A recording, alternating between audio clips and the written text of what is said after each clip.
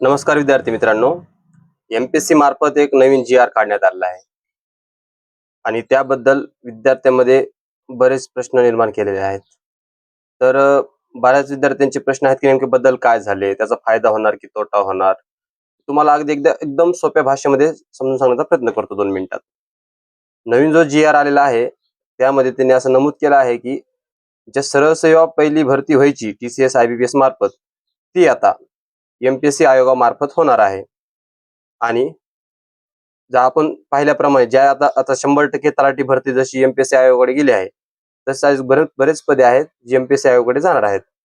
आणि ह्यात मग अजून काय बदल झाले आहेत तर आयोगाने आता गट ब आणि गट क साठी ज्या मुलाखती होत्या ठेवलेल्या, न्यूजपेपरमध्ये पाहू शकता, त्या मुलाखतीही रद्द करण्यात आलेल्या आहेत. आता ह्याचा विद्यार्थ्यांना तोटा होणार का फायदा होणार नेमका? तर आपण ज्यावेळेस आता गेल्या वर्षी बऱ्याच विद्यार्थ्यांनी 20-20, 30-30 फॉर्म भरले सरळ सेवेचे. तर प्रत्येक फॉर्मला ₹1000 फीस होती. तर आपण 20,000, 22,000, 25,000 म्हणजे असे जेवढे फॉर्म भरले तेवढ्या प्रमाणात आपण खर्च केला. तर यावेळेस तसं नाही होणार. तर एकच एक्झाम होईल. सरळ सेवेचे पदे सगळे एमपीएससी मार्फत भरली जातील.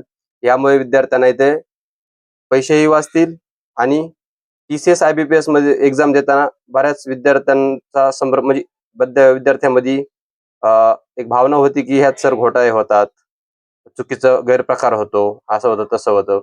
तर एमपीएससी आयोगामार्फत ज्यावेळेस एक्झाम होईल त्यावेळेस पूर्ण पारदर्शकता राहते, हे तुम्हालाही माहिती आहे. आणि आता एमपीएससी आयोगाकडे एक्झाम गेल्यानंतर एक्झामचा सिलेबस चेंज होईल का?